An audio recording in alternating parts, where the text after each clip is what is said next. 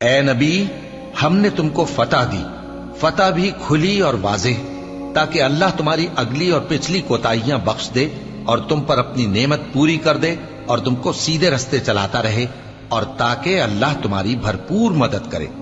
وہی تو ہے جس نے مومنوں کے دلوں پر تسکین نازل فرمائی تاکہ ان کے ایمان کے ساتھ اور ایمان بڑھے،